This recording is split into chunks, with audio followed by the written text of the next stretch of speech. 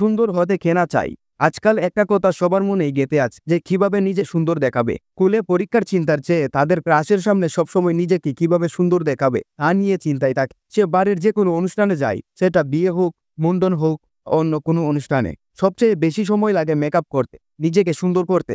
যার মধ্যে আপনি 50টি সেলফি তুলুন, কিন্তু ভালো লাগবে একটা, সেও অনেক ফিল্টার লাগানোর পর, কারণ সবাই সৌন্দর্য চাই। হ্যালো বন্ধুরা, আজ আমরা নিয়ে এসেছি এমন একটি সিনেমা যেখানে দুই জগৎ দেখানো হয়েছে। এক জায়গায় সবাইকে সুন্দর হতে হবে, যাই ঘটুক না কেন। একজন সুন্দর হতে হবে, খাওয়ার জন্য কোনো খাবার নেই, সুন্দর হতে হবে, যার মানে সেই শহরে শুধুমাত্র সুন্দর মানুষ। অন্যদিকে আছে স্মোক, যেখানে চাঁদ, তারা, সূর্য, পেট, পাহাড়ের মাঝখানে মানুষ স্বাধীনভাবে তাদের ইচ্ছে মতো জীবনযাপন করতে পারে। তো বেশি দেরি না করে সিনেমা শুরু করা যাক। তার আগে অনুগ্রহ করে আমাদের নতুন চ্যানেলটি সাবস্ক্রাইব করুন। এটা আপনার জন্য ফ্রি, কিন্তু এটা আমাদের জন্য অনেক সাহায্য করে। তো এটা সেই অতীতের গল্প, যখন মানুষ জীবাশ্ম জ্বালানির সর্বোচ্চ ব্যবহার করত, এবং এর ফলে পৃথিবীতে প্রাকৃতিক সম্পদ যেমন কয়লা, গ্যাস ও পেট্রোলিয়াম ইত্যাদির অভাব হতে শুরু করে, যার কারণে মানুষ মারামারি শুরু করে। বিজ্ঞানীরা এই সমস্ত বিষয়ে গবেষণা করে একটি শক্তির পাওয়ার সোর্স করেছিলেন, যা কখনো শেষ হওয়ার নয়। তবু লোকেরা তাদের ভিন্ন চেহারার কারণে লড়াই চালিয়ে যাচ্ছিল। এই কারণে মানুষ বিভিন্ন দেশে বিভক্ত হয়েছিল। তারপরে বিজ্ঞানীরা ট্রান্সফরমার নামে একটি যন্ত্র আবিষ্কার করেছিলেন। আসলে একজন মানুষ যখন 16 বছর বয়স হতেন, তখন তাকে একটি মেশিনের মধ্যে রেখে ট্রান্সফর্ম করা হয়। এই প্রক্রিয়ার কারণে তিনি খুব সুন্দর দেখতে শুরু করেন। তিনি বলতেন, যখন সবাই দেখতে সুন্দর হবে, তখন মানুষের মধ্যে উঁচু নিচু থাকবে না। কিন্তু আমি আপনাকে বলেছি, শুধুমাত্র 16 বছর বয়সীরা তাদের শরীর ট্রান্সফর্ম করতে পারবে। যার মানে হলো যে এখনো কিছু অল্প বয়স্ক মানুষ, যারা 16 বছর বয়সের বেশি ছিল, তখনও ট্রান্সফর্ম করা হয়নি। সেসব লোককে আলাদা জায়গায় রাখা হয়েছিল এবং অবহেলা করা হতো। যারা এখনো ট্রান্সফর্ম হয়নি, আগলেজ তাদের বলা হতো। এখন দৃশ্যটি এখানে কেটেছে এবং আমাদের টেলি নামে একটি মেয়েকে দেখানো হয়েছে। তিনি 16 বছর বয়সে পরিণত হওয়ার জন্য অপেক্ষা করছেন, কারণ তিনিও সুন্দর হতে চান এবং তার পুরনো বাড়িতে শহরে যেতে চান।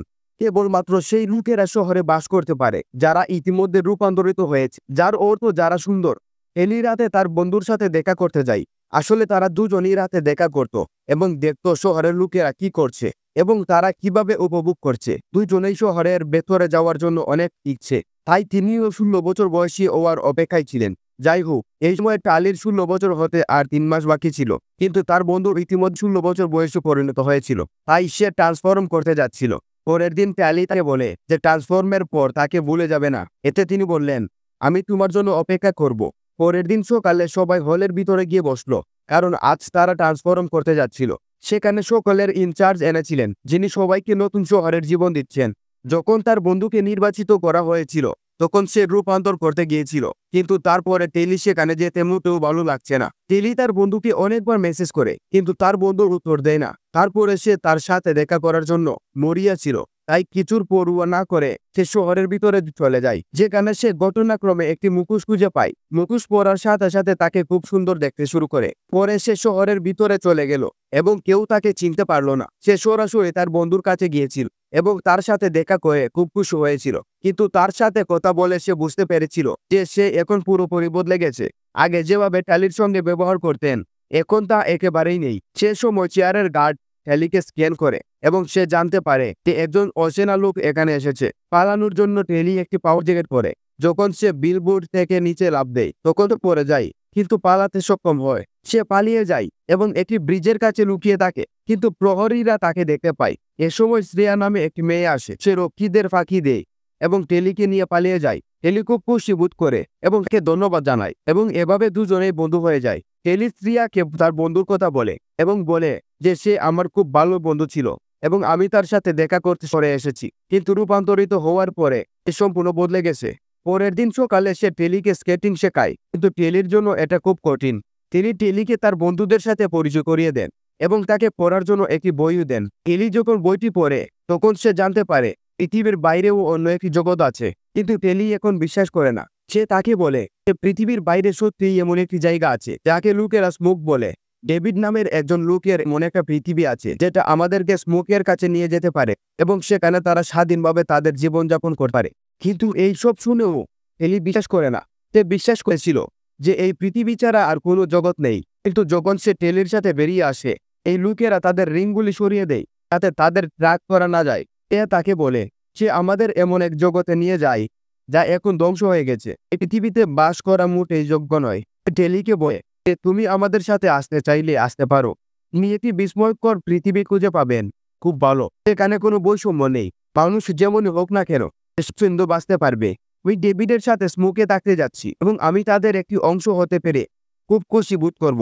আপনি যদি এখনো আমাদের কাছে আসতে চান তবে আপনি এই ঠিকানায় আসতে পারেন। আমি আপনাকে স্মোকের কাছে নিয়ে যাব। এই বলে যে সে তার সাথে দেখা করবে, সে তাকে একটি গাড়ি দেয় এবং সেখান থেকে যেতে শুরু করে। এলি চায়নি শ্রেয়া সেখান থেকে চলে যাক, তবে তাদের পথ আলাদা হয়ে গেছে। এলি চায়নি শ্রেয়া সেখান থেকে চলে যাক, তবে তাদের পথ আলাদা হয়ে গেছে। এলি এখানে থাকতে চেয়েছিল, সুন্দর হতে চেয়েছিল, যখন শ্রেয়া তার স্বাধীনতার জীবনযাপন করতে চেয়েছিল। এজন্য শ্রেয়া সেখান থেকে চলে গেল এবং সেই দিনও এসে গেল যখন টেলির রূপান্তর গড়তেও চলেছে। কে কে সবাই ট্রান্সফরমেশনের জন্য ভিতরে গেল, কিন্তু টেলির পালা আসেনি, কারণ তাকে থামানো হয়েছিল। জায়গার ইনচার্জ টেলির সঙ্গে দেখা করতে চেয়েছিলেন। তিনি টেলিকে তার কাছে ডেকে বলেন, শ্রেয়া যে তোমার বন্ধু ছিল আমাদের জায়গা থেকে নিখোঁজ, এবং আমার মনে হয় তুমি জানো সে কোথায় গেছে। সে মিথ্যা বলার চেষ্টা করে, কিন্তু মেশিন তাকে ধরে ফেলে। ইনচার্জ বলেন, ততক্ষণ না তুমি শ্রেয়ার কথা বলছো ততক্ষণ আমি তোমার ট্রান্সফর্ম হতে দেব না। এবং টেলিকে তার পুরনো বাড়িতে ফেরত পাঠানো হয়েছে। দিন টেলির বন্ধু নিজেই তার সাথে দেখা করতে এসে বলল যে আমি চাই আমরা দুজনে শহরে একসাথে থাকি। এটা তখনই সম্ভব যখন তুমি ইনচার্জকে শ্রেয়া সম্পর্কে বলবে।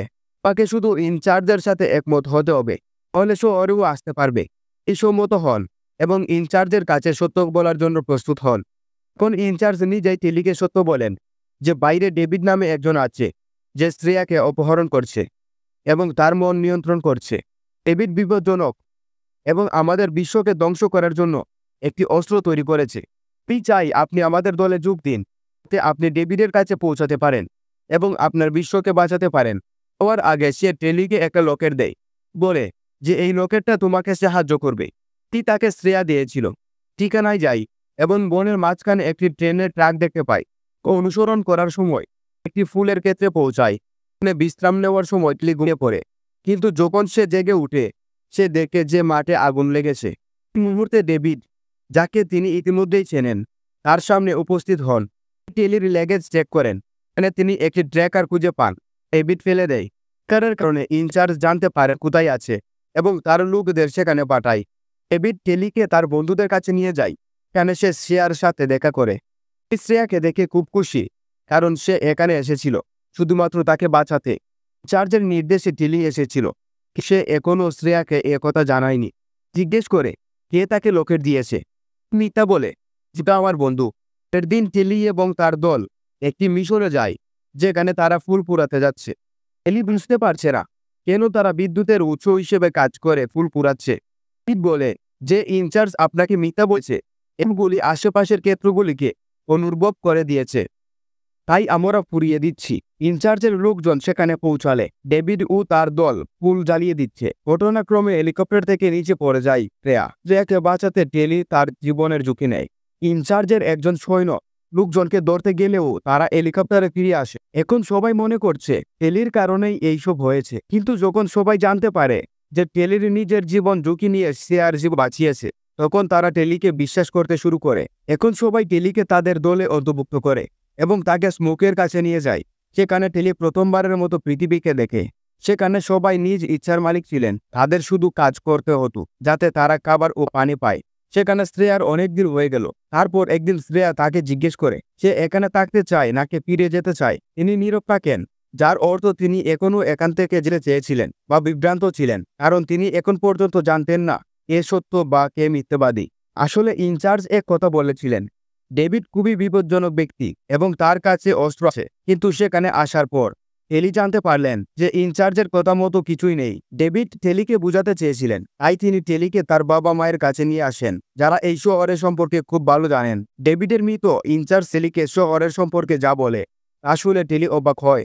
ডেভিডের মৃত বলছেন যে আপনাকে অবশ্যই বলা হয়নি, তবে রূপান্তরের সময় অনেক লোক মারা গেছে। দৈবক্রমে যারা রূপান্তরে সফল হয়েছিল তাদের মন সম্পূর্ণরূপে চিহ্নিত হয়েছিল এবং তারা অনুভূতিহীন হয়ে পড়েছিল।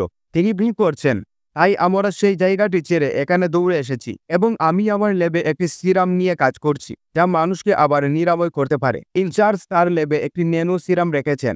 যদি আমরা পাই তবে আমরা ঔষধ তৈরি করতে পারি এবং পরীক্ষাও করতে পারি। এখানে সে ডেভিড এবং তার পরিবারের সাথে থাকতে প্রস্তুত। এই কারণে লকেটটি পুড়ে যায় এবং টুকরো টুকরো হয়ে যায়, যা ইনচার্জকে সংকেত দেয়।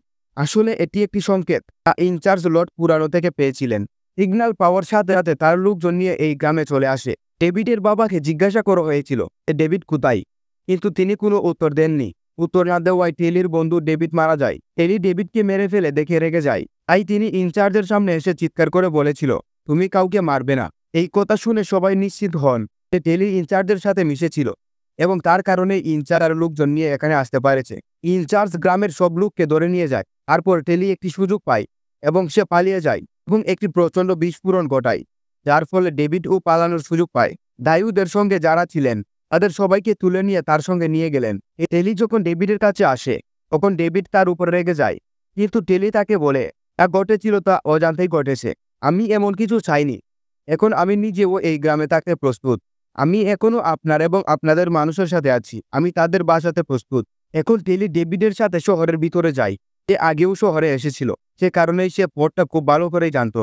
ভিতরে যাওয়ার পরে টেলি এবং ডেভিড সমস্ত লোককে মুক্ত করে এবং তাদের বাইরে নিয়ে যায়। কিন্তু যখন টেলি সিয়াকে দেখে তিনি জানতে পারেন সে রূপান্তরিত হয়েছে, সে সম্পূর্ণরূপে পরিবর্তিত হয়েছে এবং সে এখন এই নতুন ফর্মে খুব ভালো অনুভব করছে।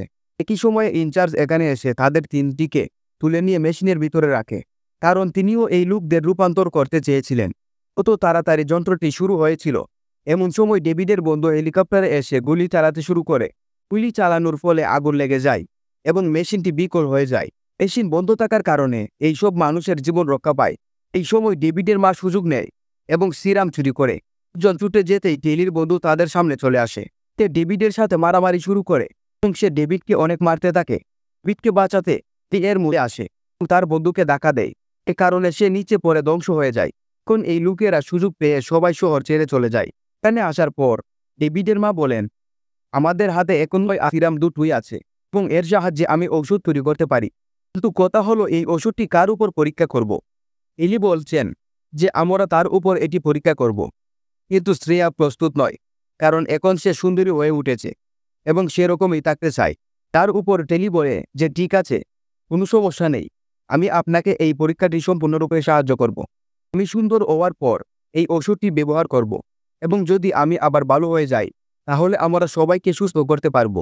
কিছুক্ষণ পরে ইনচার্জ এখানে আসে, যে টেলিকে ধরে তার সাথে নিয়ে যায় এবং তাকে সুন্দর করে তুলে। টেলি রূপান্তরের মাধ্যমে সুন্দর হয়ে উঠেছিল, তো এখন তাকে নিজের উপর ঋতু পরীক্ষা করাতে হয়েছিল। তারপরে তারা বাকি সুন্দর লোকদের তাদের আসল যে অবস্থায় ফিরিয়ে আনবে।